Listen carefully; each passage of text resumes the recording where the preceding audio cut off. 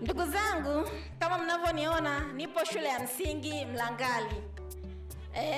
Nimesafiri umbali mrefu sana kuifuata shule hii kwa ajili ya kupata mazungumzo kidogo na mwalimu mahiri aliyeshinda tuzo 2026 katika umahiri wa ufundishaji wa shule ya awali. Nikaona sio mbaya nije nijifunze, lakini pia wewe mtazamaji ujifunze na kusikia kipi kilimpelekea hadi akapata tuzo hiyo ambayo imeiheshimisha wilaya ya Ludewa, lakini pia mkoa wa Njombe. Karibu fuatiliana nami mwanzo hadi mwisho uone atatuambia nini, lakini nini siri ya mafanikio yake. Karibu sana ndugu zangu. Mbele yangu unaona shule ya msingi Mlangali, majengo yanaonekana ambayo ndiyo yamempa umahiri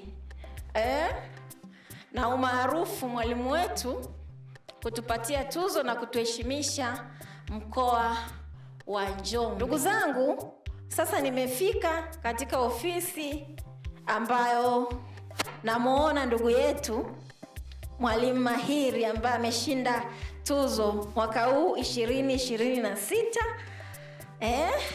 Nimekutana naye sasa. Habari mwalimu? Kwema. Tunaomba tuzungumze naye. Karibu sana. Asante ndugu zangu, amekubali nikapate mazungumzo naye, tushare mambo mawili matatu kuhusiana na tuzo yetu. Mwalimu, tunaomba kwanza tuione hiyo tuzo kabla tujaingia ofisini kwako tupaone palivyo. Tunaiomba tuione tuzo. Watazamaji na wasikilizaji, tuzo yenyewe ndio hii hapa kama mnavyoiona. Sasa leo mnaenda kupata historia yake, ilikuwaje akapata tuzo hii, lakini pia nini kilimpelekea mafanikio haya makubwa zaidi ya kitaifa. Ndugu zangu, na mimi naweka baraka kidogo, labda na mimi siku moja ninaweza nikapata tuzo hii. Karibu tukapate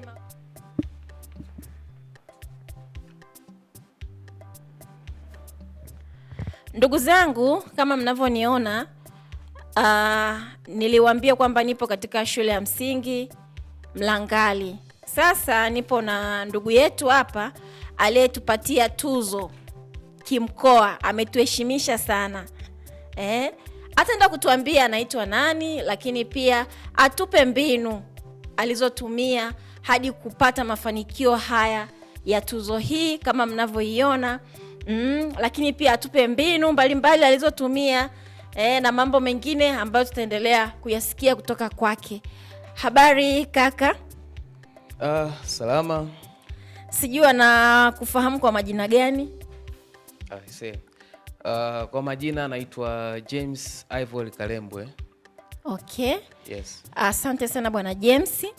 Sasa bwana James, nimeona tuzo hapa ambayo kiukweli nimetamani niipate mimi, lakini ndo hivyo tena. Sasa tunaomba utuambie historia yako kidogo. Unaitwa nani? Unafanya kazi katika taasisi ipi? Na safari yako ya ufundishaji, kama ulishawahi kujitolea au mwajiriwa, tuweze kufahamu kiufupi kidogo. Karibu. Asante sana ndugu mtangazaji. Kwanza kabisa niweze kukukaribisha. Okay. Karibu sana. Kama nilivyoweza kusema awali, jina langu ni James Ivory Kalembwe. Okay. Ni mwalimu mahiri wa elimu ya awali na msingi. Okay. Kituo changu cha kazi ni Mlangali shule ya msingi iliyopo kata ya Mlangali, halmashauri ya wilaya ya Ludewa, mkoa wa Njombe. Okay. Tunaomba safari yako kidogo tuambie ya ufundishaji. Je, wewe ni mwajiriwa au ulishawahi kujitolea labda? Asante. Kwanza kabisa mimi nimehitimu chuo mwaka 2017. Okay. Diploma ya elimu ya awali. Na baada ya kuhitimu mwaka 2017 niliweza kujitolea katika halmashauri ya mji Njombe. Okay. Shule ya msingi Ramadhani. Kutoka mwaka 2018 mwezi wa kwanza. Okay. Mpaka mwaka 2020 mwezi wa 12. Baada ya hapo nashukuru Mwenyezi Mungu, niliweza kubahatika kupata ajira ya kudumu serikalini Okay. Niliweza kuajiliwa katika halmashauri ya wilaya ya Masasi, mkoa wa Mtwara. Okay. Tarehe 4 mwezi wa 12 mwaka 2020. Okay. Na baada ya kufanya kazi halmashauri ya wilaya Masasi, mkoa wa Mtwara, niliweza pia kuomba uhamisho kutokana na changamoto mbalimbali za kifamilia. Okay. Na kuweza kubadilishana na mwalimu katika halmashauri ya wilaya Ludewa, na kuhamia rasmi katika halmashauri ya wilaya Ludewa, okay, mkoa wa Njombe, mwaka 2025 mwezi wa 3. Okay. Unaweza ukatupa nini kilipelekea ukatunukiwa tuzo hii? Asante. Hizi tuzo, kwanza kabisa nipende kumshukuru Rais wetu wa Jamhuri ya Muungano wa Tanzania, okay, Daktari Samia Suluhu Hassan, lakini pia Taasisi ya Elimu Tanzania, okay, chini ya mkurugenzi Anet Komba, kipekee kabisa Waziri wa Elimu, Sayansi na Teknolojia, Profesa Adolf Mkenda. Okay. I say Taasisi ya Elimu Tanzania ndio waandaaji wa hizi tuzo, na hii ni awamu ya 4 katika hizi tuzo. Okay. Na mwaka 2023 niliweza kushiriki kwa mara ya kwanza katika hizi tuzo. Okay. Na video yangu iliweza kufika iliishia ngazi ya halmashauri. Okay. Lakini pia niliweza kujaribu mwaka 2024 tena, na sikukata tamaa. Okay. Bado pia video yangu haikuweza kufika mbali. Na mwaka 2025, mwaka jana, iliweza kufika ngazi ya mkoa. Okay. Nashukuru Mungu. Lakini mwaka huu 2026 niliweza kufanya tena katika kategori ya ufundishaji wa elimu ya awali, darasa la awali, katika kufundisha sauti. Okay. Niliweza kufanya tena, nikashiriki mashindano haya.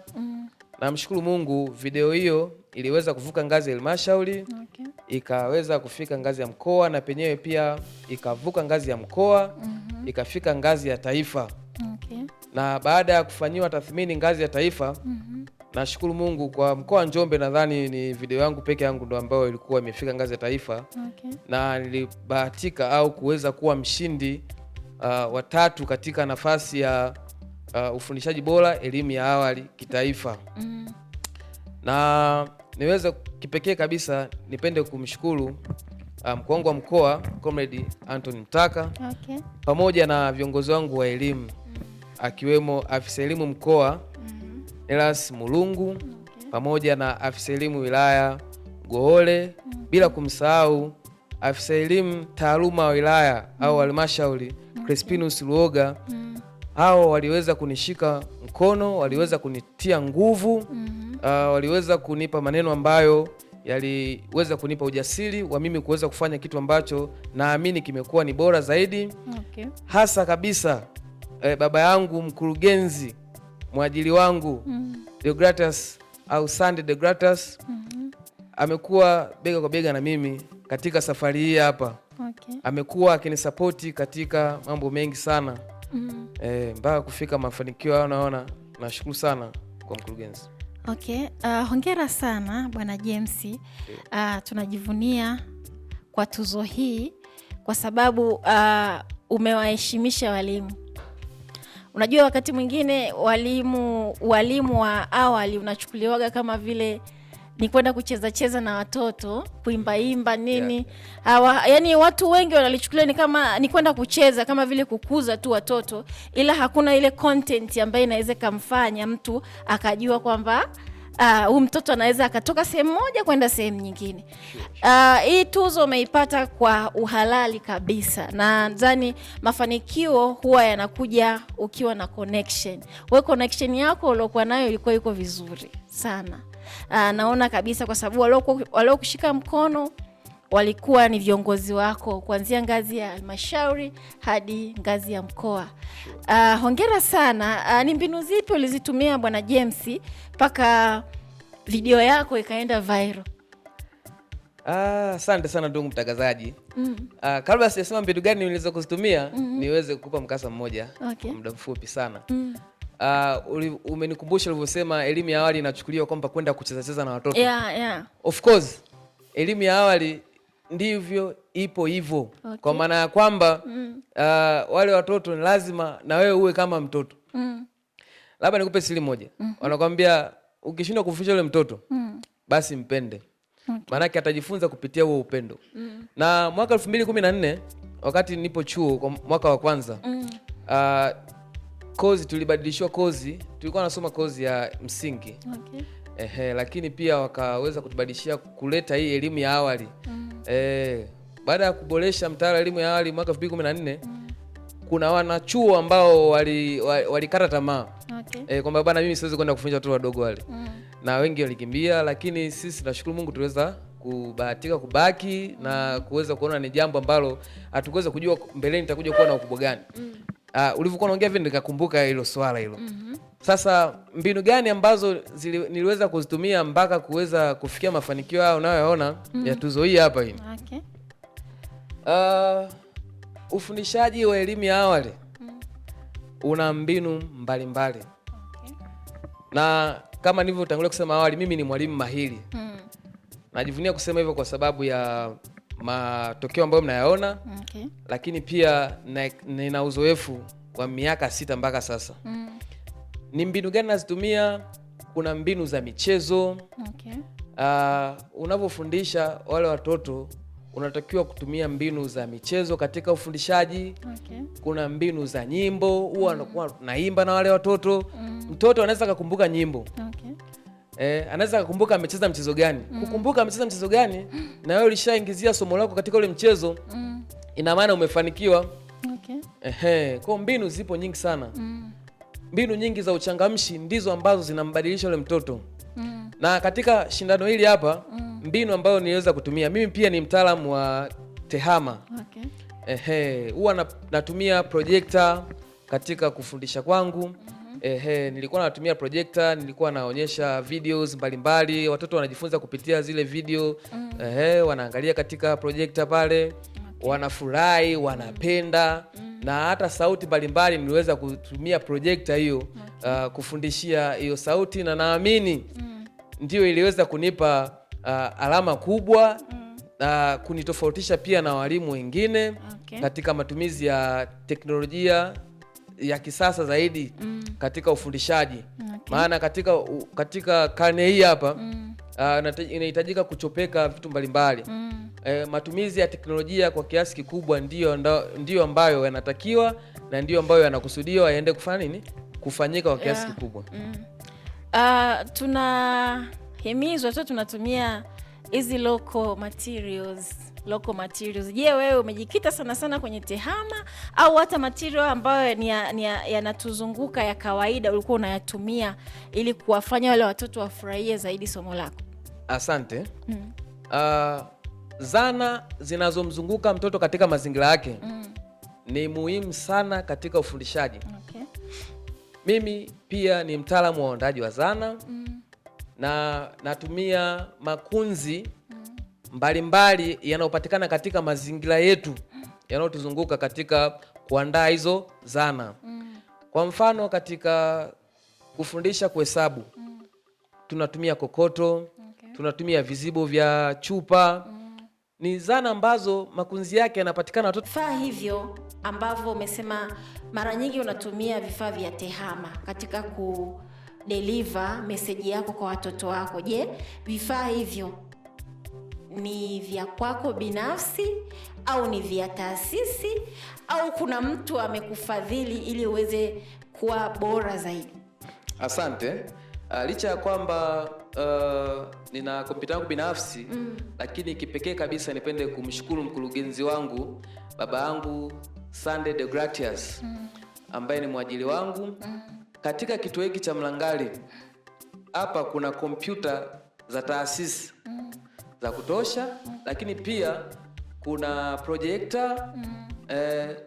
Hivyo vyote ni vifaa vya TEHAMA ambavyo halmashauri iliweza kuwekeza hapa hata kabla mimi sijaweza kufika mahali hapa. Okay. Kwa hiyo mimi nimefika mahali hapa nimevikuta, na kwa kuwa ni mtaalamu wa vifaa vya TEHAMA, basi naendeleza matumizi yake na kuvisimamia. Asante. Okay. Vifaa hivyo unavitumia tu kwa elimu ya awali au hata kwa sababu kuna darasa la kwanza hadi darasa la 7? Je, wote wanapata elimu ya TEHAMA kutoka kwako au kuna walimu ambao wenyewe wako na primary, wewe uko na awali? Asante. Kama utakuwa umenisikia vizuri, nimesema pia mimi ni mtaalamu wa TEHAMA. Okay. Kwa hiyo pia ni msimamizi na mwangalizi wa vifaa vya TEHAMA. Okay. Vifaa hivi vinatumika kuanzia darasa la awali mpaka darasa la 7. Kuna mada mbalimbali, kwa mfano darasa la 6 kuna mada pale za program jedwali zinahitaji uweze kutumia vitu kama kompyuta ili wanafunzi waweze kukuelewa vizuri. Kwa hiyo inapofika muda wa kutumia kwa madarasa mengine, vifaa hivi vipo vya kutosha. Okay. Projector zinafungwa madarasani mule, basi wanatumia. Baada ya hapo zinahifadhiwa vizuri. Okay. Kwa hiyo ni kwa wote. Asante sana ndugu zangu. Moja ya mafanikio ya Bwana James, pia taasisi yake ina vifaa vya kutosha, na amempa sifa sana mkurugenzi ambaye ndo mwajiri, kwamba katika watu ambao walimsapoti sana ni pamoja na yeye kwa kiwango kikubwa. Wakati mwingine unaweza ukawa una maarifa lakini huna vitendea kazi. Kwa hiyo hii ni motisha kwake ya kumfanya aendelee kuwa bora zaidi katika kuwafundisha watoto wetu hawa ambao tunataka wafike mbali zaidi. Taifa la kesho linatengenezwa kwa misingi imara na yenye sifa ambayo inahitajika. Ulimwengu wa kidijitali ndugu zangu una mambo mengi. Kuna matumizi ya simu, kompyuta. Kuna watu ambao tunatumia muda mwingi sana kwenye vifaa hivyo. Wengine wanaenda mbali zaidi, wanakuwa na msongo wa mawazo kwa sababu anapoona kitu fulani kinatendeka sehemu fulani, hasa mitandao ya kijamii inapotosha wengi sana. Kwa hiyo usipoitumia kwa kiasi, pia ina faida na hasara. Bwana James, tunaenda mbele kidogo kuangalia kwamba vifaa hivi kweli vipo na vimekupa wewe nguvu ya kuendelea kusonga mbele. Kwa nini ukukata tamaa kujaribu kila mwaka katika kuitafuta tuzo yako hii pendwa? Asante. Kwa nini sikukata tamaa? Ni kwa sababu cha kwanza, viongozi wangu waliweza kuniamini. Okay. Na kuniambia ninaweza. Hivyo hata mimi niliweza kuamini katika kile ninachokifanya. Okay. Nikaona pia ninaweza.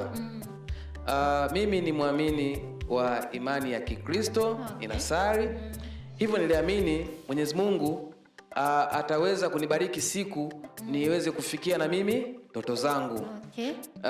Halmashauri iliweza pia kuniunganisha na shirika moja la Uwezo Tanzania chini ya mkurugenzi Baraka Mgwamwende katika miradi mbalimbali kama vile kijiji changu na miradi ya maktaba. Hivyo shirika hilo pia liliweza kunitumia kama champion wa elimu Ludewa. Okay. Lakini pia kama mkufunzi wa halmashauri katika kutoa semina mbalimbali kwa walimu katika masuala ya KK. Okay. Hiyo pia ilinipa nguvu kwa kiasi kikubwa, kwa maana kwamba ninaweza nikafanya jambo. Okay. Asante. Hongera sana. Umesema kituo hiki pia kina TRC. Yes. Je, walimu pia ni wadau wa mambo ya TEHAMA na wana mchango gani katika mafanikio yako? Asante. Walimu kwa kiasi kubwa pia ni wadau wa TEHAMA. Okay. Hapa mimi ni mkuu wa kitengo cha TEHAMA wa shule hii ya msingi Mlangali. Okay. Lakini pia msaidizi wangu wa kitengo hiki cha TEHAMA anaitwa Esther Sendwa. Okay. Ni mwalimu mahiri katika mambo ya TEHAMA. Amepata kozi nyingi, ni mzoefu na pia huwa tunashirikiana sana katika masuala ya TEHAMA. Okay. Hapa kuna walimu wa kujitolea. Ni vijana wenzangu mimi. Hawajapata fursa ya kuajiriwa lakini wajitolea katika shule hii. Ila ni wazuri sana pia katika masuala ya nini? ya TEHAMA tumekuwa tukisaidiana sana na tumekuwa tukishirikiana sana katika kuendeleza swala la TEHAMA katika shule ya msingi Mlangali. Okay. Hongereni sana shule ya msingi la Mlangali kwa sababu mko vizuri kwenye masuala ya TEHAMA. Bwana James, unaweza ukatuambia katika safari yako hii ya kujipatia tuzo yako hii pendwa, kuna changamoto zozote ambazo ulishawahi kuface ambazo unaweza ukashare? Tunajua changamoto ziko za aina nyingi. Kuna wakati zingine huwezi kuongea mbele ya kamera, lakini kuna zile za kushare na wengine wajifunze kwamba changamoto zipo. Unaweza ukaona kwako kuna ungua, kumbe kwa mwenzio kuna teketea.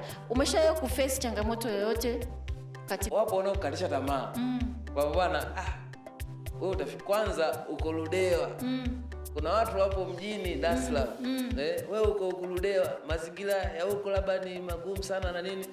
Wewe unaweza kufika wapi? Unaelewa? Kuna kundi la walimu mahiri Tanzania lipo.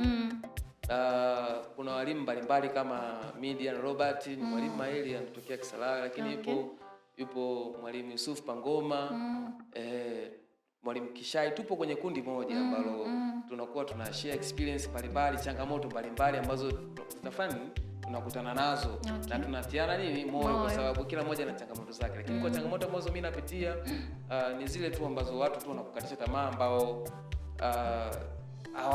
hawana nia njema na wewe, kwa maana kwamba wanaamini wewe huwezi kufika mbali. Kulingana na muonekano kwanza, kwamba mbona kama mdogo na nini. Wewe una umri mchache kazini, miaka 6. Umeona? Lakini huu umri mchache ndio ambao mimi ni experience yangu na ambao unanisaidia kuweza kuvuka hizo changamoto ambazo unafanya unazikabili. Nakutana nazo. Okay, hongera sana. Bwana James, wewe unahisi kwa nini wanasema mtu mwenyewe yuko Ludewa? Ludewa wanaichukuliaje? Wanaichukulia ni kama shimo fulani hivi, au ni watu ambao wanaoishi Ludewa ni watu ambao tuko nyuma sana? Unajua mtu ambaye hajawahi kufika Ludewa akiweza kuisikia tu, labda kwanza akisikia Njombe, mikoa ya kusini au nyanda za juu kusini, namna tu notation za watu juu ya mikoa hii wanavyoichukulia kwamba ni mikoa ambayo iko interior. Lakini Ludewa, ukiweza kufika Ludewa, unaona ni Ludewa ya kitofauti kabisa. Ni Ludewa ambayo wanavyoifikiria na jinsi ilivyo iko tofauti. Okay. Ni Ludewa ambayo ukifika pia utatamani uendelee kufanya kazi hapa. Wewe umeona hapa Mlangali, umeona mazingira Mlangali jinsi yalivyo. Ni mazingira ambayo yamechangamka, yako vizuri. Hakuna sehemu ambako kuna nini. Kila sehemu kuna sehemu yake ambayo kuna changamoto. Hakuna sehemu ambayo imenyoka. Hata mjini huko kuna mambo mengi ambao wengine wanatamani kuja Ludewa. Hata ukisema Dar es Salaam hata Dar es Salaam kuna sehemu Dar es Salaam Magwepande wapi huko ambako kuna changamoto zake. Lakini Ludewa hii licha kwamba kuna changamoto zake zipo, lakini ina mazuri yake mengi tu, ambayo ukifika kufanya kazi katika halmashauri hapo utatamani uendelee kufanya kazi katika halmashauri, kwa sababu kuna faida nyingi sana unakutana nazo. Umeona? Okay. Yes. Ndugu zangu, wilaya ya Ludewa bwana imebarikiwa. Ina mambo mengi sana ambayo ukiwa mbali unaweza usiyaone. Lakini kuna walimu mahiri kama unavyoona. Kuna mali asili. Kuna hali ya hewa kwanza ina mvuto. Umeona Kwa sometimes unaweza kaa unabaki nyuma. Kile ulichokiweka kwenye akili yako kikawa kinakuzuia kupata mafanikio. Kwa hiyo jamani, tubadilishe ile mindset kwamba Ludewa Ludewa ni pazuri sana. Binafsi napakubali.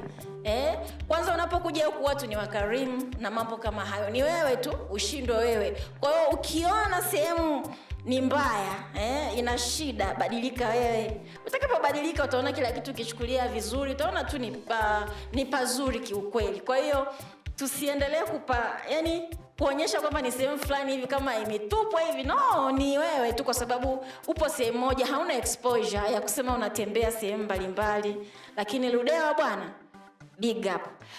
Sasa bwana James, baada ya kurudi sasa, nadhani tuzo hii uliipata Dar es Salaam. Yes. Baada ya kurudi sasa,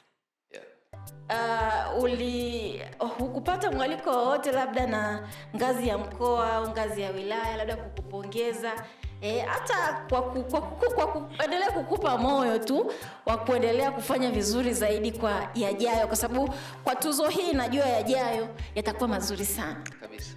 Je, ulipata mwaliko wote? Baada ya tuzo hii hapa mwaliko wa kwanza nilipata kutoka katika shirika langu la Uwezo Tanzania. Okay. Maana keliko makao yake yapo hapo. Kabla sijarudi pia waliweza kuniita. Okay. Na walitambua mchango wangu. Wakanipa pongezi za kwao na washukuru sana. Lakini hata baada ya kurudi pia licha ya kwamba viongozi wangu wa elimu ngazi ya kimkoa wamebana na ratiba nyingi sana za michezo na nini, bado waliweza kuniita na kuweza kunipongeza. Nilifika ofisi za mkoa pale. Okay. Namshukuru sana afisa elimu wangu mkoa pamoja na afisa taaluma mkoa pia. Okay. Waliweza kuniita pale na tuliweza kuzungumza mawili matatu. Naamini kama unavyosema wajao nafurahisha. Naamini naendelea kuombea mikakati iendelee kukaa vizuri. Okay. Lakini pia hata mkurugenzi wangu wa halmashauri aliweza kunipigia simu nikiwa bado nipo huko. Lakini hata niliweza kurudi pia, nashukuru Mungu ameweza kuniita, nimekutana naye na tumezungumza vingi na amenipongeza na namshukuru sana. Na vingine hatuwezi kuzungumza yani mbele ya kamera, lakini ni kweli. Naamini wana mpango mzuri sana juu ya sio tu juu yangu lakini juu ya walimu wa wilaya. Okay. Walimu wa wilaya pia, lakini hata walimu wa mkoa katika masuala ya KK. Okay. Wana mpango mzuri sana juu ya walimu. Okay, hongera sana. Nashukuru sana. Kuna nguvu kubwa sana katika kuzungumza na shukrani. Mimi naamini katika shukrani. Unajua unapopata shukrani nyingi zinakutia moyo wewe binafsi kwamba natakiwa sasa nibadilishe, nilikuwa na mbinu hizi, sasa hivi natakiwa nitumie hizi ili ziniweke sasa niwe bora zaidi ya zaidi. Kwa sababu ndoto zako umeniambia kwamba unataka kuja kuwa mwalimu mahiri internationally. Sure. Sio kimataifa, so kitaifa tena hivi. Yeah. Kwa hiyo unataka kuwa kimataifa. Sure. Na plani yako ni kwamba uje ufanye mapinduzi katika nchi yako. Kabisa. Kwa elimu hii ya awali ambayo watu wanaichukulia poa, kumbe sio hivyo tunavyofikiria. Bwana James, unaweza ukatuambia kwamba ili uweze kufanikiwa kwa kiwango hiki, mtu binafsi anapaswa awe na sifa gani ili aweze kufanya kile ambacho ni ndoto yake au aishi katika ile ndoto ambayo anaiamini? Ni nini mtu anaweza akafanya labda ambaye anakutazama hapa ajifunze, kwa sababu wewe tayari uko viral, tayari umeshavuka mipaka fulani, umeexperience, umekutana na watu, lakini pia wakati unafanya mambo yako kuna vitu ambavyo vilikuwa vinakupa motisha ile ya kuendelea kuwa pale, kumaintain kile ambacho unacho. Unaweza ukatuambia kidogo tu kwamba tufanyaje ili tuweze kufikia mafanikio yale ambayo tunatamani? Kuna mwingine labda ni kwenye wewe ni wa awali, kuna mwingine anataka labda sekondari, mwingine primary, mwingine chuo, vitu kama hivyo. Vitu gani ambavyo vinaweza kufanya wewe ukamove kiuwepesi? Safi. Cha kwanza kujiamini. Okay. Ukishajiamini unaweza kufanya jambo kubwa sana. Lakini pia uamini kile unachokifanya. Asante. Kwa sababu unaweza ukaona unafanya kwa udogo lakini wengine wakaona kwa ukubwa. Asante sana. Jambo la kwanza. Lakini jambo la pili, kuweza kushirikiana vizuri na watu au na wengine. Okay. Kama nilivyotangulia kusema awali, tuna kundi sisi, tuna grupu walimu wako sehemu mbalimbali taifa hii Tanzania. Tunashirikiana kwenye magrupu mule, tunabadilishana ujuzi. Kwa hiyo ukiwa unashirikiana na watu wengine vizuri, maana yake unajifunza zaidi. Okay. Umeona? Na unaweza ukaboresha pale ambapo umefikia, ukapafanya pawe pakubwa zaidi. Okay. Lakini kingine ni kutoogopa viongozi. Okay. Viongozi tunapaswa kuheshimu. Sawa? Unakuta mwalimu ana kitu chake. Lakini anaogopa kumface labda mwalimu mkuu au mkuu wa shule kwamba mimi na jambo langu hili hapa. Anaogopa, anabaki nalo wapi? Moyoni. Sasa ukibaki nalo moyoni, mtu mwingine kuona uwezo wako inakuwa ni ngumu. Lakini kama utaweza kuwafuata viongozi kuanzia ngazi ya taasisi, ngazi ya halmashauri, viongozi wale ni wazazi wetu, viongozi wanatusikiliza. Mimi ni shahidi. Umeona? Mimi huwa nikiwa na jambo langu namfuata kiongozi ambaye naona hapa atanisaidia. Na jambo hili hapa kama ni ngazi ya halmashauri, nimetengeneza mahusiano mazuri na viongozi wangu. Okay. Kwa hiyo ukiwa na mahusiano mazuri na viongozi, maana yake wao watakupa support kwa sababu wewe unataka uonyeshe kile ulicho nacho, nao pia wanatamani kuona ulicho nacho. Kwa hiyo ukiwa na mahusiano mazuri na viongozi bila kuogopa, utaweza kufika mbali. Umeona? Usikae na kitu ndani ukaona kwamba ukaogopa kwamba hivi nikifanya hiki huyu atanionaje. Umeona? Lakini kumbe unachokifanya inawezekana kikafika mbali zaidi bila kumwogopa wewe pembeni. Ni vingi sana ambavyo unapaswa kuvizingatia. Okay, ndugu zangu, unaambiwa amini katika kile ambacho unakifanya. Yaani wewe kiwekee imani. Naweza nikakupa mfano. Unaweza kawa unaomba sana, unakesha madhabahuni na wakati mwingine haulali, lakini unachokiombea hauna imani, huwezi kufanikiwa. Kwa amini kile unachokifanya, unaweza na una uwezo mkubwa wa kufanikiwa. Haijalishi upo katika mazingira gani. Inaweza ikawa ni kijijini, inaweza ikawa ni mjini, inaweza ikawa ni katika mazingira ambayo huna chochote lakini una kitu kwenye kichwa chako. Wewe fanya tu. Utafanikiwa na utawashangaza walio wengi. Utasema huyu mwana hakuwa na kitu lakini leo hii yuko 1 2 3. Lakini pia tusiogope viongozi wetu, ndugu zangu. Tuwafanye marafiki. Mimi naamini sana katika urafiki ule ambao una maana. Urafiki wa kufanya wewe usonge mbele. Jaribu tena na tena, usikate tamaa katika kile ambacho unakiamini. Leo nakuja na kueleza, sometimes unaweza kukuta na mambo mengi, nimetingwa, sikusikilizi. Njoo siku nyingine kwa utulivu kabisa na upendo, kwamba bwana, naomba unisikilize mimi na jambo langu 1 2 3. Kumbe tunakufa na tai shingoni, tunakufa na vitu vyetu moyoni kwa kuogopa viongozi. Wewe mfuate kiongozi, ni binadamu kama wewe. Ni ile status tu alionayo inakufanya wewe unafeli katika mafanikio yako. No, ndugu zangu, walimu, wafanyakazi wote, wewe mfanyakazi, mfanyabiashara, mtumishi, hivyo amini, usiwe na uoga. Ukijiamini utafanikiwa. Ukijiamini hautakuwa na fikra potofu kwenye. Kwa hiyo tuwapende wale watoto, na watoto wale hawana upendo wa kinafiki. Ukimpenda mtoto, hata kama huwezi kumfundisha, basi mpende huyo mtoto, maana atajifunza kupitia nini? Huo upendo. Kwa walimu wenzangu, hawa watoto ni malaika. Okay. Hawa watoto ni taifa la kesho. Hawa watoto huwezi kujua baadaye atakuja kuwa nani. Kwa hiyo sasa huyo mtoto ambaye unampenda, unamfundisha vizuri, inawezekana kesho akawa msaada. Mimi hapa ni mzaliwa wa Mbeya, lakini nafanya kazi mkoa wa Njombe. Matunda ambao walisomesha Mbeya yanakuja kuonekana wapi? Njombe. Sasa na mimi nikimkomalia vizuri mtoto wa Njombe, inawezekana ataenda sehemu nyingine. Kwa hiyo sasa tuwafundishe vizuri watoto zetu. Serikali inatuunga mkono, hasa katika sekta hii, katika upande wa elimu ya awali. Rais wetu amezidi kuongeza sana nguvu. Mitaala imeboreshwa, elimu ya awali wameongeza sana nguvu. Kwa ni sisi tu walimu kuendelea kufanya nini? Vizuri kwa ajili ya kuweza kuwa na taifa ambalo ni imara kwa siku za usoni. Okay. Bwana James, tunapenda kumalizia. Unaweza kutusomea kilichoandikwa hapa kwenye tuzo hii? Asante. Kwa sababu tuzo hii bwana ni special, afu imeandikwa kwa English. Okay. Tabii nisome hivyo kwa lugha ya Kiingereza. Soma hivyo. Okay, naanza. Congratulations, Mr. James. Okay.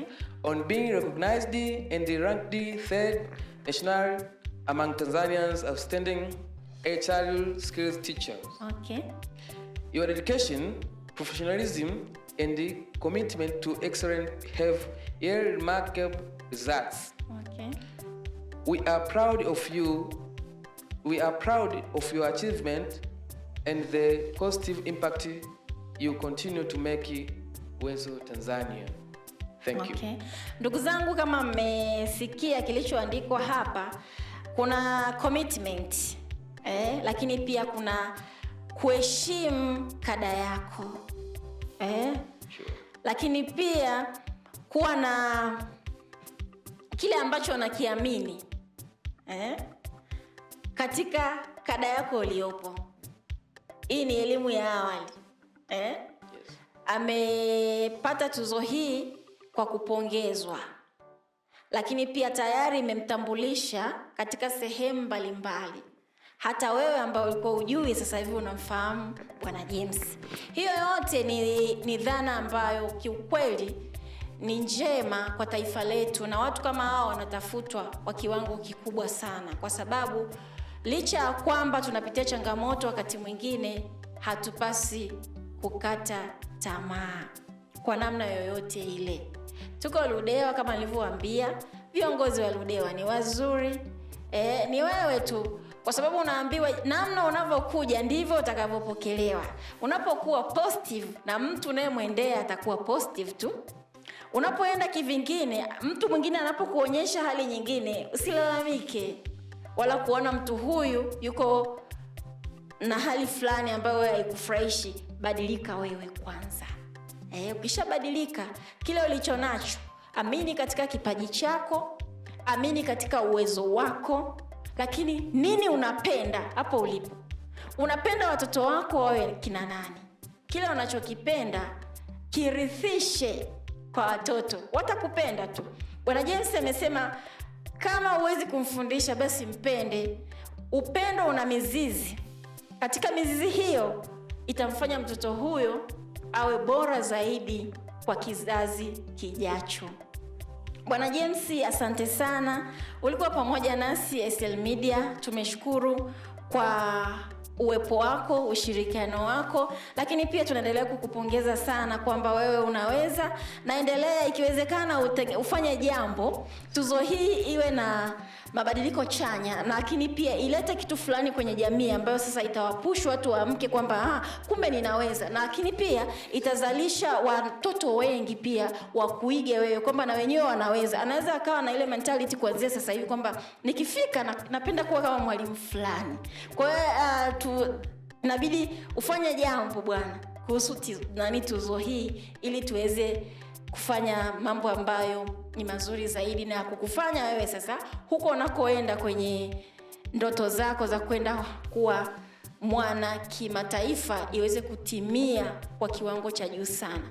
Tunapoagana na wewe, naomba utoe neno la mwisho kwa watazamaji. Asante. Kwanza kipekee kabisa nipende kukushukuru ndugu mtangazaji kwa ujio wako wa kuweza kufika mahali hapa. Naamini kwangu mimi ni mafanikio makubwa sana, kwa sababu kuwa recognized ni moja ya mafanikio ambayo najivunia pia. Kwa Mungu akubariki sana ndugu mtangazaji. Amina. Lakini neno langu pia kwa watazamaji, wasiendelee kukata tamaa juu ya watu wanaowaamini. Basi kama wameweza kumwamini mtu, waweze kumpa sapoti, ataweza kufikia ndoto zake kutokana na imani yao. Na pia niendelee kuwashukuru sana kwa watu wote kwa kila jambo ambalo limekuwa likifanyika katika maisha yangu. Asante. Ndugu zangu, binafsi nimefurahi sana kukutana na Bwana James. Kipekee nirudishe tena shukrani na kuendelea kumpongeza. Hata mimi natamani ndugu zangu siku moja niwe na tuzo, niwe recognized sehemu fulani kwamba na mimi nina mchango kwenye jamii kwa namna moja au nyingine. I wish one day na mimi nipokee tuzo. Asanteni sana ndugu zangu, ulikuwa pamoja nami. Naitwa The Icon Queen kutoka SL Media. Endelea kupata elimu, endelea kuburudika, lakini pia kujifunza mambo mengi sana kutoka kwa watu mahiri, wadau mbalimbali wa elimu, wa biashara, wa kilimo na mambo kama hayo. Asante sana, usisahau kusubscribe, kulike pamoja na kucomment. Asante, endelea kutazama SL Media. ACL Media, African Community Life. We are the Lagos of Africa.